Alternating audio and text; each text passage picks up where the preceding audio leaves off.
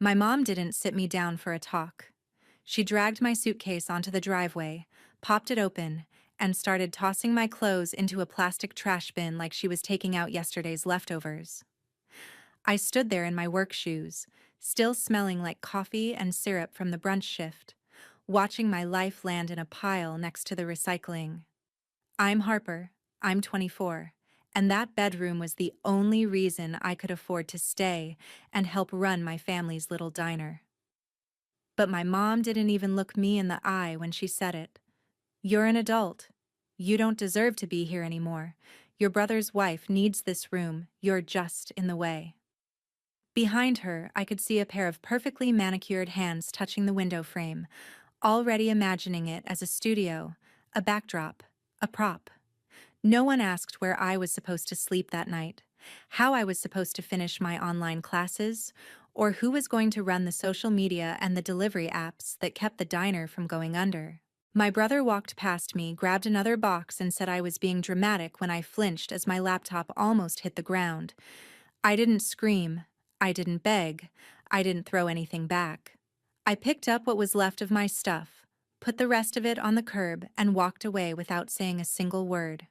2 weeks later, before sunrise, they were the ones standing outside my door with swollen eyes and shaking voices, asking me to save them. And the first thing I did was reach for my phone and say, "Hi, I think there are some strangers causing trouble outside my apartment. If you think that sounds cold, wait until you hear what happened in between." I did not cry on that driveway. I waited until I was in the back of an Uber, watching the house I grew up in shrink in the rearview mirror, before I let myself feel anything. My friend Nia opened the door to her tiny downtown apartment in an oversized hoodie, hair in a bun, eyes wide when she saw me standing there with 2 bags and a trash bag full of clothes. She did not ask what happened. She just said, "Take my bed. I will take the couch. We will figure it out tomorrow." The next morning, when the sun came through the cheap blinds and my back was sore from sleeping wrong, reality finally hit. My entire life had been wrapped around that diner and that house. I knew every regular's coffee order, every holiday rush pattern, every stupid glitch on the delivery app. And in one night, my family had decided I was disposable. Instead of breaking down, I opened my laptop and started making a list. Every account I had created for the diner was under my email, my passwords, my work, the website, the Instagram, the TikTok, the email newsletter, the relationships with local roasters and food bloggers. All of it existed because I built it. My mom, Brenda, always said she was too old for that internet stuff, that I was the smart one. My brother Tyler had no idea what an ad manager even was. His wife, Madison, my brand new sister-in-law, thought posting selfies with latte art was enough to keep a business alive. I spent 12 straight hours cleaning up the mess they had made of my life. I logged into every platform, removed their access, changed recovery emails, and downloaded copies of all the analytics and reports I had ever done. I did not sabotage anything. I did not delete their pages or lock them out of their own business banking. I just took back what was mine, the things I had created and never been paid fairly for. When Nia came home from her shift at Coastal Grind, the big modern cafe she worked at downtown, she found me surrounded by notebooks and open tabs. She listened while I told her everything, from the trash bin on the driveway to the sentence "You do not deserve to be here." She was furious on my behalf. She told me to blast them online, to expose exactly how they treated me, to let the internet drag them. But I shook my head.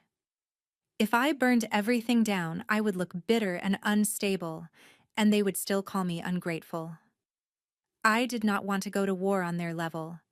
I wanted them to feel what it meant when the person they treated like a maid and a backup plan simply disappeared. We checked my savings. Between my part-time work at the diner and my side gigs designing logos and running small ad campaigns for local businesses, I had enough to survive a couple of months if I was careful. Rent with Nia would be tight, but she insisted we would make it work. Then she said something that stuck with me. Coastal Grind has been trying to grow their social media and events. You literally built an entire brand already. Why are you wasting that on people who threw your stuff into a trash can? I went to their website that night, looked at their feed, their branding, their menu. It was good, but it could be better. And more importantly, they were the main competition to my mom's diner. Not because of location, but because of the kind of people they pulled in: younger crowds, remote workers, tourists. If I was going to start over, why not start right where it would hurt my family the most, without touching them directly? The next day, I sent in my resume, along with a case study I wrote in one sitting about how I grew my mom's diner page from almost nothing to being fully booked on weekends. I did not mention that my family had kicked me out. I just laid out numbers, strategies, screenshots. When Coastal Grind replied and asked to meet, it felt like the first breath after being held underwater. I was not planning a dramatic revenge montage. I was planning a career, a life where the work I did actually belonged to me. But deep down, I knew one thing. My family thought I was the weakest link. They were about to find out what happened when the person they called a burden stopped holding their world together. Coastal Grind did not feel like work on the first day. It felt like being dropped into a completely different universe. The place was all glass and plants and clean lines, light spilling in from the street, laptops open on every table. Nia met me at the door, tied on her apron, and introduced me to the manager. A tall guy named Blake with tired eyes and the kind of calm voice you only get after years in hospitality. He had already read my case study. He asked me 3 questions about how I handled negative reviews, no-show influencers, and last-minute menu changes, then said, "We could really use someone like you." They started me as a marketing coordinator, part-time with the promise of more hours if things went well. It was more than I had ever gotten in writing at my mom's diner. Within a week, I was planning our first Sunrise Sundays event series: soft jazz, specialty pancakes, and a limited-run cold brew flight that would photograph beautifully. I sat in the back office and pulled out all the tools I had once used for my family, this time with people who actually appreciated them. I built a content calendar. I optimized their profiles. I designed flyers and email blasts that looked professional instead of thrown together at midnight. And because I knew the neighborhood, I recognized usernames in the comments. Regulars who used to come to my mom's place started leaving little messages. "Wait, are you the Harper from Harbor Sunrise Diner? You're killing it here." One by one, they started dropping by Coastal Grind, just to check it out, then staying, then bringing friends. I never told them not to go back to the diner. I just made sure that if they chose between a place that ignored their DMs and a place that remembered their name and favorite drink, the choice felt obvious. While my life was shifting into something new, the old house barely texted me once. The one time my mom reached out, it was a blunt message. "What is the password to the diner's Instagram? I can't get in. Madison wants to post." I stared at the screen for a full minute. She did not ask where I was staying or if I had a job. Just about access. I typed back, "Those accounts are under my name and my business. You can make your own." Then I blocked her number. A few days later, Nia came back from a grocery run grinning. "You are not going to believe this," she said, falling onto the couch. She had run into one of our old neighbors near the house. According to them, Madison was already planning a massive makeover. She wanted to rip out the cozy old curtains in my ex-bedroom, repaint the walls white, add a full wall mirror, and build a customized vanity with built-in lights so she could film skincare routines and soft girl morning vlogs. The quote from the contractor was around $10,000. My mom hesitated for maybe half a second about the cost. Then Tyler stepped in. He told her it was an investment, that Madison's followers would bring in more customers, that the diner needed to look modern if it wanted to survive. I almost laughed when Nia said that part. Madison had maybe a few hundred followers and thought that meant she was an influencer. But my mom, who never understood how any of it worked, believed the fantasy.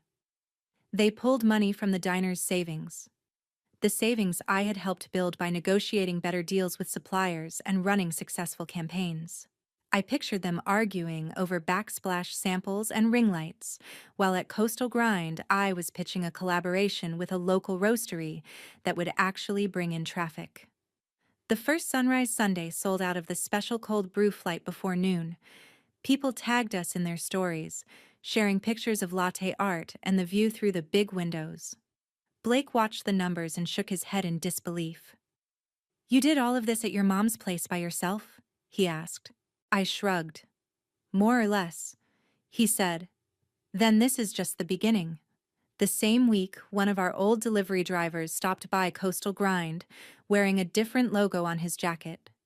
He told me he had been cut from my mom's diner when Madison insisted she could handle deliveries herself through friends and cheap apps. Service got slower. Orders got messed up. Someone left a 1-star review complaining the food was late and cold, and that whoever ran the Instagram account responded with a sassy comment instead of an apology.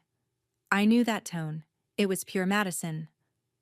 I did not gloat out loud, but there was a cold little knot of satisfaction in my chest.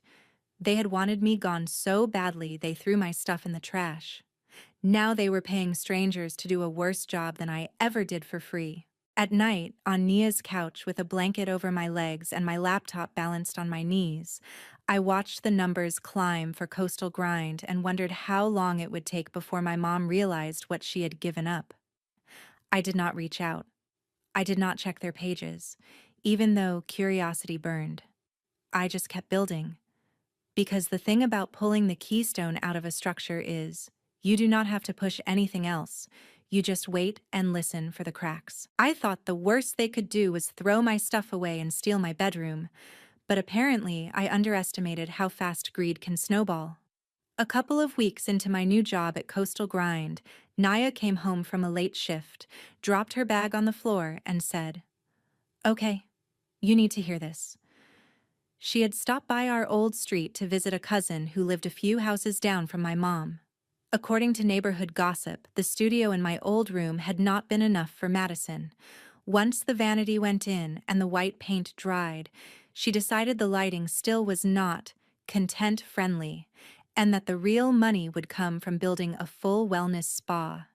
Not at a commercial property, not renting a space like a normal business, but right in my mom's garage. She wanted a mini sauna, a soaking tub, a massage table, and a corner for yoga and morning routine videos, plus a separate entrance so clients could come in without walking through the house. The contractor's quote for the garage transformation was $15,000, not including the furniture and decor. My mom apparently almost fainted when she heard the number. She tried to say they needed to be careful, that the diner's savings were already lower after the bedroom renovation. But Tyler, who had always been our golden boy, backed his wife like it was a war. He told my mom she was stuck in the past, that if she did not invest now, they would be left behind, that Madison's brand would put the diner on the map. I almost choked when Naya repeated that phrase. Madison's brand. This is the same girl who hashtagged every post with 5 different spellings of the word aesthetic. Still, my mom caved. She signed for a high-interest personal loan on top of tapping into the diner's emergency fund. She told herself it was for family, for their future, for growth. No one mentioned the fact that the person who had actually grown the diner's online presence enough to create an emergency fund in the first place was sleeping on a pull-out couch across town. While they were arguing over tile patterns, I was in the back office at Coastal Grind, building a proper loyalty program. I studied customer behavior, tested email subject lines, and negotiated a small sponsorship with a local podcast. When we launched our app and people started earning free drinks and brunch items, the response was instant. Our regulars became evangelists. dragging in coworkers and friends so they could rack up points. Every time my phone pinged with a new sign-up, it felt like another brick in my new life locking into place. Then the other shoe dropped for Tyler. To sell my mom on the spa dream, he had promised to use his connections at the showroom to get discounted equipment and fixtures. What he did not account for was how their management would react to his wife showing up at the showroom 3 times a week, filming loudly, rearranging displays for the background of her videos, and complaining to customers on live streams about how expensive everything was. His boss gave him one warning. When Maddie showed up again and started arguing with a coworker on camera about why the showroom would not give her a collab discount, they pulled Tyler into the office and told him he was done. Suddenly, the man who had told me to stop being dramatic when my laptop almost hit the concrete was unemployed and living off whatever was left in the diner account and my mom's loan. The neighborhood noticed the tension long before my family did. My old neighbor, Mrs. Garcia, came into Coastal Grind one afternoon with her granddaughter. She greeted me with a hug like nothing had changed and, after ordering, leaned over the counter. "I'm sorry about how your mom treated you, mija," she said quietly. "We hear them yelling at night. The young one, the wife, she screams about money all the time." My mom screaming I could picture. Madison screaming about money while posting haul videos in the same breath felt even worse. And the diner was starting to show the cracks. Their food still tasted good, but service times stretched. Phones went unanswered.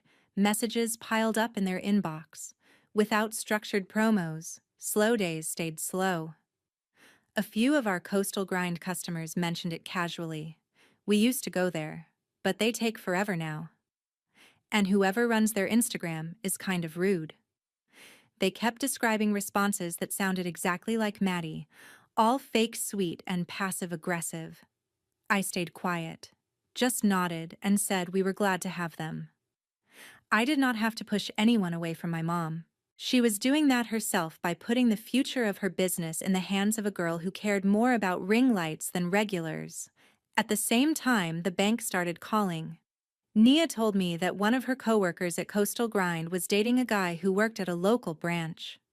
He could not give details, obviously, but he mentioned in passing that plenty of small businesses were overextending themselves on renovations and influencer campaigns, especially older owners who did not understand what they were signing up for.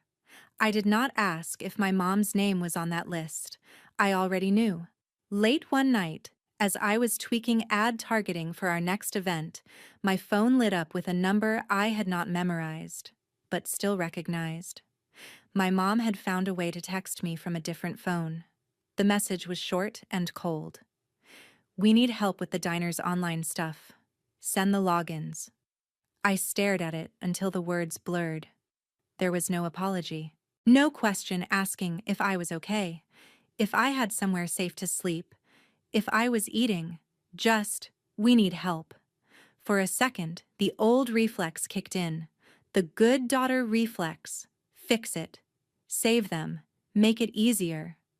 But then I remembered the weight of my suitcase hitting the driveway, the sound of my clothes rustling in a trash bag, my mother's voice saying, "You don't deserve to be here." I typed out one sentence. "I don't work for you anymore. You told me I was in the way. I hope you figure it out." Then I blocked the new number too. At Coastal Grind, our metrics kept climbing. Blake pulled me aside after our second sold-out event, showed me the revenue charts and said, "Whatever you need to keep this going, you've got it. Investments in better equipment, higher ad spend, expanded hours, all on the table." The contrast made me almost dizzy. One side of town, my family was drowning in debt they took on to chase a fantasy. On the other side, people were finally paying me to do the work I had been doing for free since I was a teenager. I was not sabotaging them. I was not hacking their accounts or lying to their customers. I was just no longer holding their fragile balance together. And without me, all the weight they had piled on top of their little world had nowhere to go but down. The thing about money problems is, they do not stay quiet for long. You can paint over cracks and light candles to hide the smell, but eventually everyone notices something is rotting. It started with little comments from customers at Coastal Grind. People would mention in passing that they had tried to support my mom's diner, but the wait times were ridiculous now, or that they had ordered online and their food showed up cold. One woman said she had messaged the diner's page about a wrong order, and whoever replied had basically told her to calm down and stop being entitled. I did not have to guess who wrote that. Madison treated customer complaints like personal attacks on her brand. While she was arguing in Instagram DMs, the bills at home kept stacking up. The first big hit came when my mom went back to the bank to request another loan. The renovation for my old bedroom had gone over budget. The garage spa project was bleeding money. Tyler had been out of work longer than he admitted, and my mom had been using credit cards to pay vendors when the diner's cash flow dipped. She walked into that bank believing that because she had once been approved, they would help her again. Instead, she came out with a letter saying no, too much existing debt, not enough collateral, income unstable. The interest on the loan she already had was climbing, late fees were kicking in. According to what I heard later through Nia's endless chain of cousins and coworkers, my mom went home that day and tried to cancel the garage renovation outright. It was not that she suddenly became financially responsible.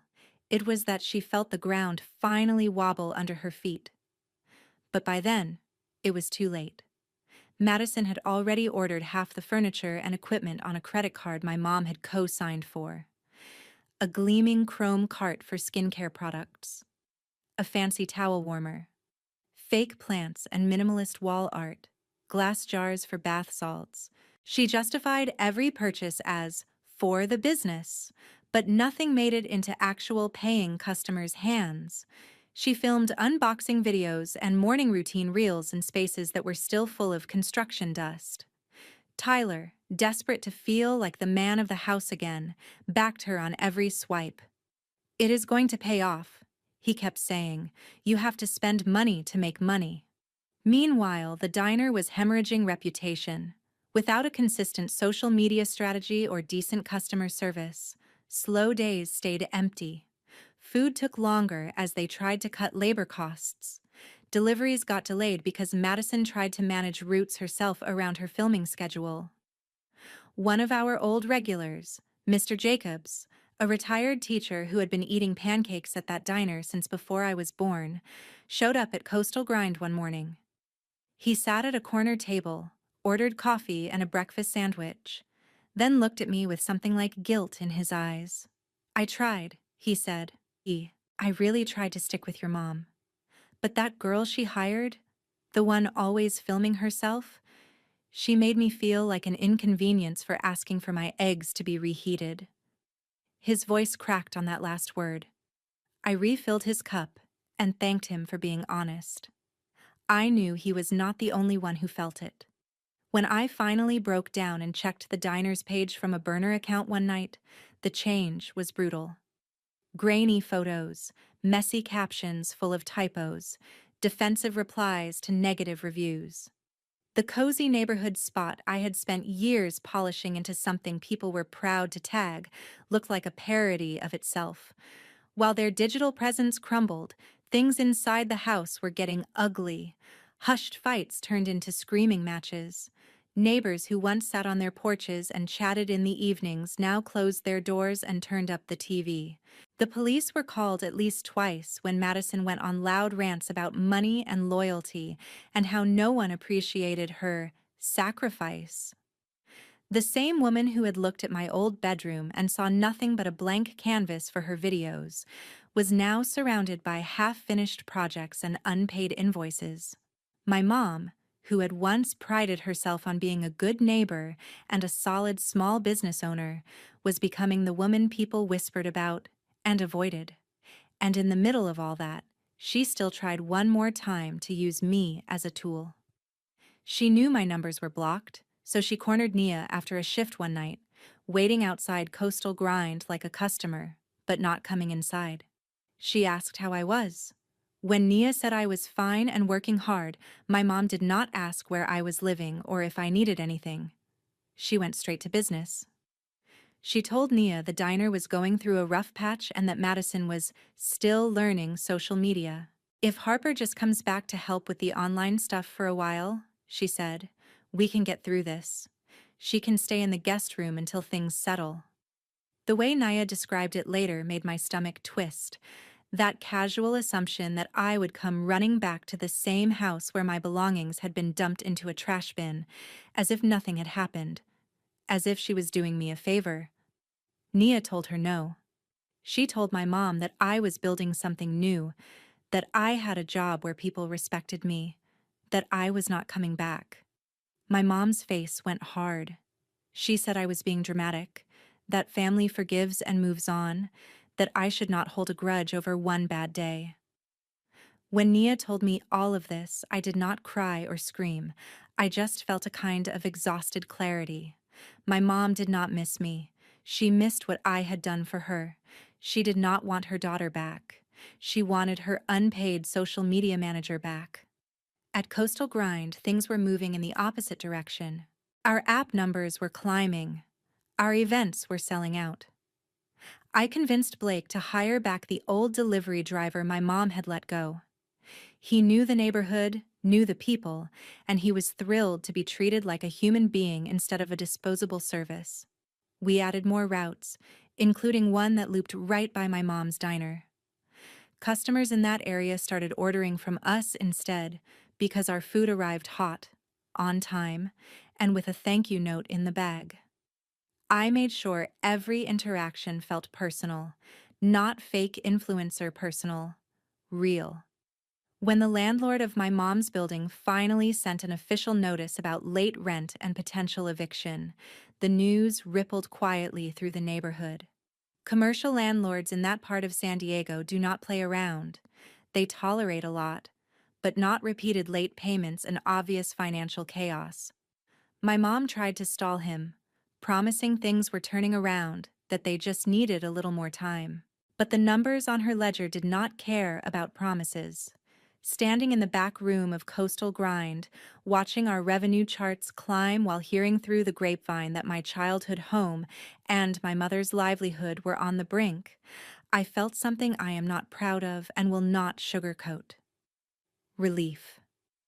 Not because they were suffering, but because for once, their choices were finally catching up to them instead of landing on my shoulders to fix.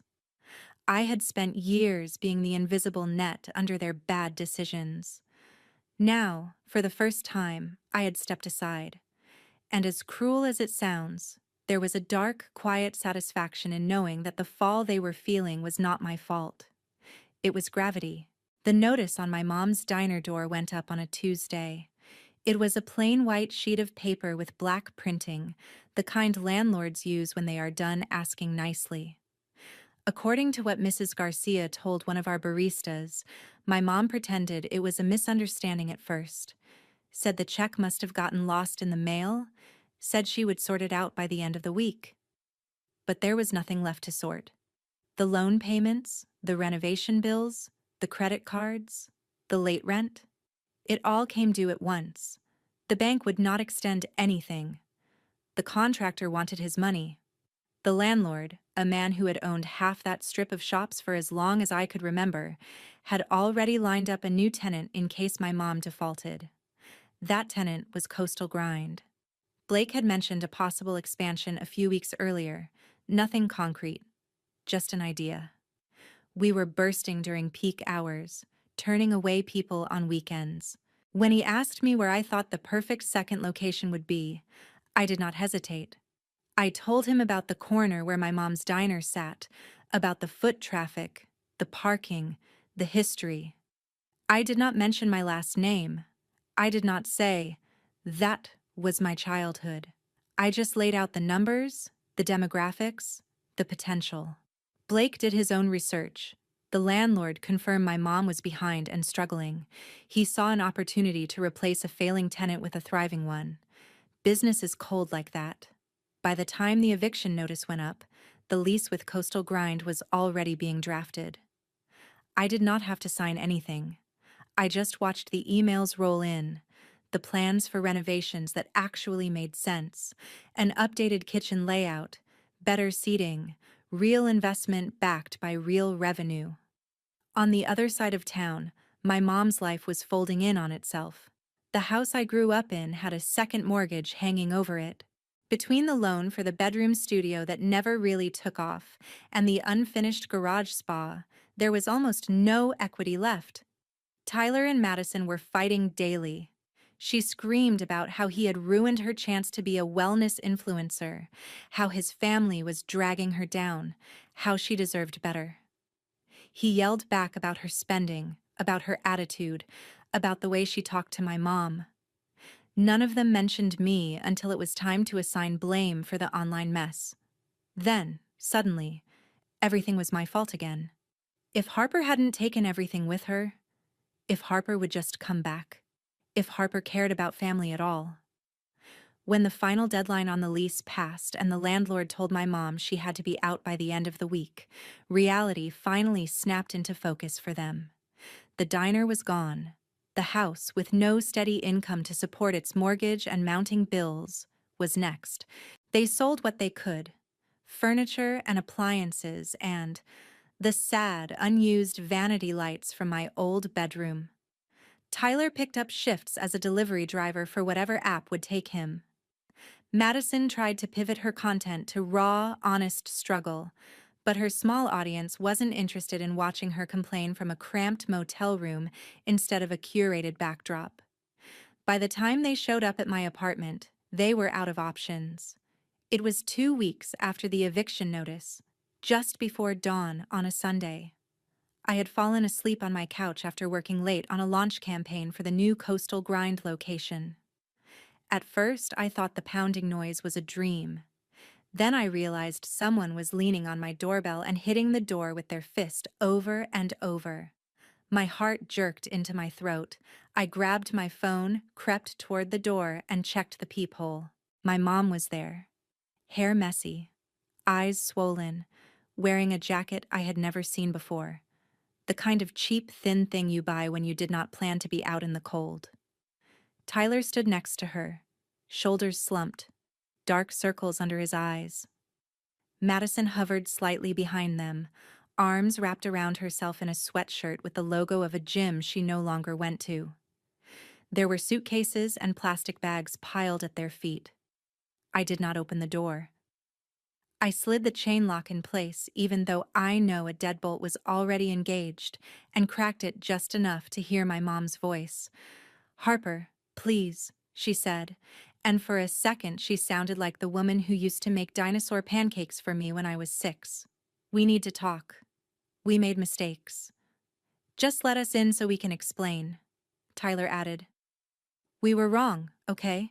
We were wrong about you. We lost the diner. We lost the house. We don't have anywhere else to go." Madison stayed quiet, but tears were streaking her mascara. It would be a lie to say I felt nothing.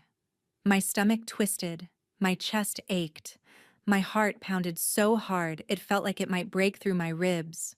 These were still my blood, still the people I had spent most of my life serving in one way or another. But I also remembered the trash bin, the sound of my suitcase hitting the driveway, the sentence, "You don't deserve to be here." I thought about how many times they had reached out only when they wanted something fixed, something marketed, something saved. Not once had any of them asked if I had a bed. Not once had they apologized without attaching a request to it. The pounding got louder as my mom's voice cracked. "Please, Harper." The landlord took everything. "We found out Coastal Grind is moving in there. Is that where you are working now? Did you know?" I took a breath, stepped back from the door, and dialed a number I never thought I would call for my own family. When the dispatcher picked up, my voice came out calm and flat. "Hi," I said. "There are some people outside my apartment building who won't stop banging on my door. They've been shouting and causing a disturbance. I don't know them. I'm alone, and I don't feel safe. Can you send someone to check it out?" The words tasted bitter, but they were not a lie. Not really. I hung up and went back to the door. My mom was still begging, her words starting to blur together. Harper, we need a place to stay, just for a little while. You can help us get the diner back. You know how to talk to people, how to fix things. You're good at this. You always have been. Tyler finally looked straight at me through the narrow gap. You don't understand what it's like out there, he said. Motels? Side jobs? Everything is so expensive. We're family. You're supposed to help. That was the moment something in me went very still. I opened the door just enough for them to see my face clearly, the chain still across. I held their eyes as I spoke. You're right about one thing, I said. I am good at this. I am very good at fixing things. That's why Coastal Grind hired me. That's why.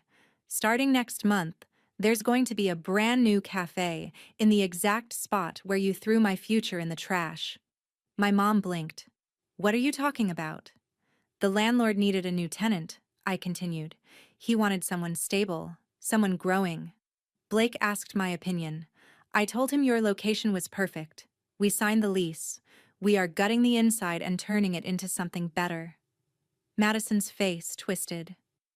You stole our business, she snapped. You ruined us. I shook my head.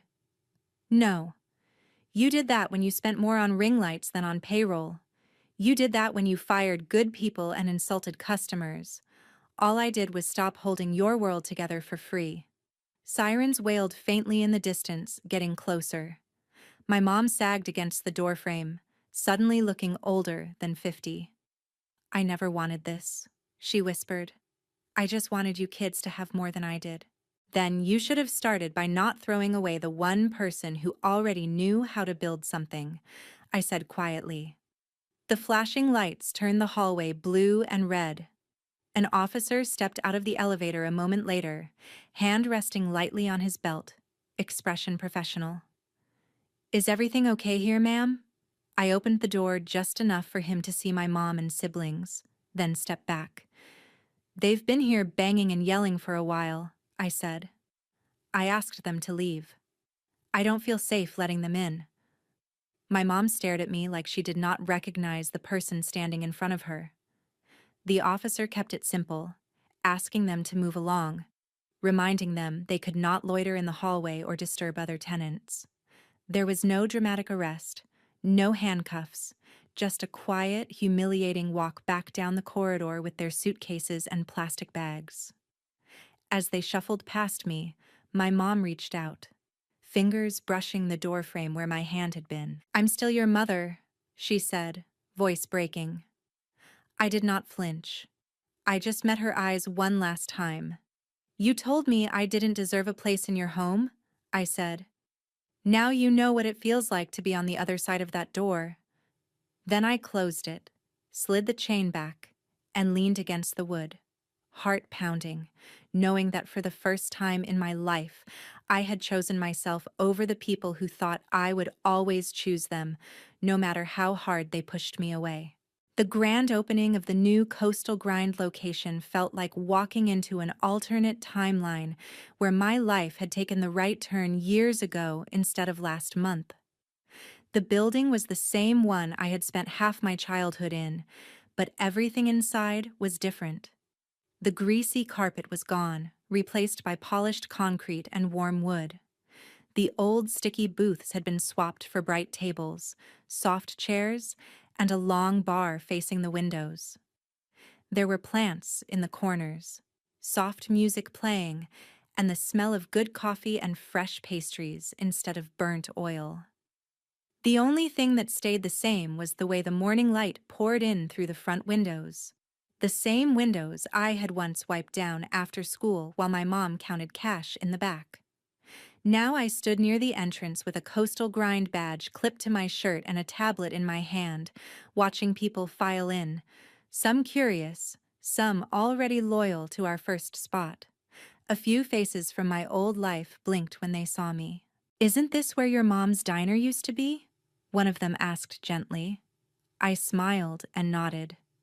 It is, I said. Things change. Life moves on.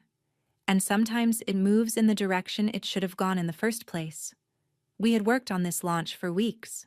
Special menu items, local art on the walls, a fundraiser tied to opening week where a portion of profits went to a homeless outreach program downtown.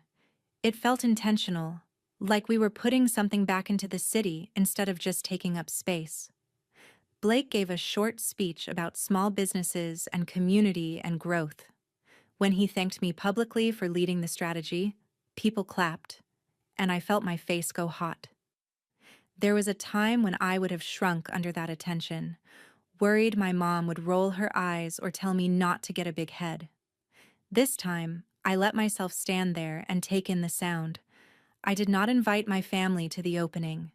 I did not send them pictures or rub anything in. I found out later from Naya that Tyler had picked up a job loading trucks in a warehouse on the edge of town. Madison left a few weeks after the motel episode, piecing together a half-believable story online about needing to prioritize her mental health while quietly following a guy with a bigger paycheck to another state. Her accounts went quiet after that. No more unboxing videos, no more morning routines, just a final post about fresh starts that got fewer likes than she hoped for. My mom ended up in a small apartment a few miles away from the old house, the kind with thin walls and a balcony just big enough for a folding chair. She got a job as a line cook at a chain restaurant, flipping burgers under someone else's clock, taking orders instead of writing her own specials on a board. Nia spotted her at a bus stop once, uniform in a plastic bag, staring at her phone like she was hoping for a miracle message that would set everything back the way it was. There were moments, sitting in the back office of the new cafe after close, when I thought about calling her, just to hear her voice, just to see if maybe losing everything had humbled her enough to listen instead of accuse. But every time I came close, the memory of that trash bin and the words "you don't deserve to be here" rose up like a wall. Love without respect is just a softer kind of control. I was done being controlled. Instead of pouring energy into fixing people who did not see my worth, I poured it into the community we were building. We hosted resume workshops for teens who wanted their first job. We ran donation drives for shelters. I started mentoring a couple of younger baristas who were interested in marketing, teaching them how to run basic campaigns and read analytics, so no one could dismiss them as just kids playing with their phones. One night, closing alone, I sat at a corner table and thought about everything that had happened, from the driveway to that hallway with the police lights. I realized the real revenge was not the lease or the eviction, or even watching my family face the consequences of their choices. The real revenge was the life I had built that did not need their approval to be real. People love to say blood is thicker than water, like that means you owe your family unconditional loyalty no matter how badly they treat you. But here is what I learned the hard way. Family is not just who you share a last name with. It is the people who show up when you are standing in a doorway with 2 trash bags and nowhere to go. It is the friend who gives you her bed and takes the couch without making you beg. It is the boss who reads your ideas and sees potential instead of free labor. And it is you, choosing every day to protect the version of yourself that survived being told you were not enough. I am not saying you should cut off everyone the first time they hurt you. I am saying pay attention to patterns. Pay attention to who only calls when they need you to fix something. Pay attention to who throws your future in the trash and then expects you to rescue theirs. Sometimes the bravest thing you can do is walk away without burning anything down and let people find out what their life looks like without you holding it together. It is not about being cold. It is about finally understanding your own value. So if you have ever been told you were a burden or that you did not deserve to be where you were, ask yourself this. What would happen if you stopped apologizing for existing and started building something that was yours, even if it meant leaving them behind? And if you have your own story about family taking you for granted until it was too late, share it. Someone out there needs to know they are not the only one standing on a driveway with their whole life in a trash bag, about to choose themselves for the first time.